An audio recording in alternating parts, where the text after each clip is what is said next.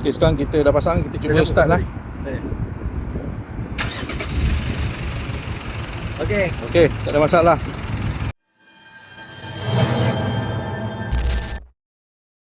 Okey guys, hari ni kita ada Triton baru nak tukar bateri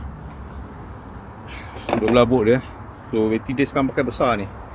Bateri dia ni 105D 31L.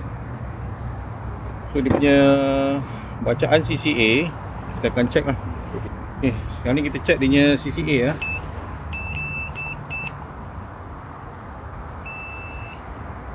Okay, 408 saja.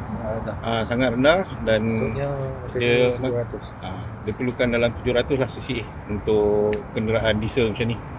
Okay, kita akan check untuk bateri Nanex pula. Okay, ni bateri asal dia tadi. Yang ni kita bateri Nanex lah 12 volt 50 Untuk diesel minimum kena 50 Ah Jadi kita check dia punya bateri Nanex punya CCA. Dia dalam 1583. Okay. Alright, jadi kita akan pasang pada kereta lah. Okay, sekarang kita dah pasang, kita cuba start lah.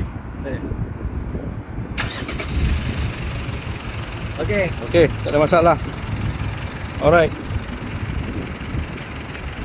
Jadi bagi sesiapa yang mencari bateri untuk kenderaan anda 12 volt, boleh hubungi kami di Nanex Energy ya. Kami berada berhadapan dengan LDP Highway menghala ke Putrajaya dan Seri Kembangan. Okey.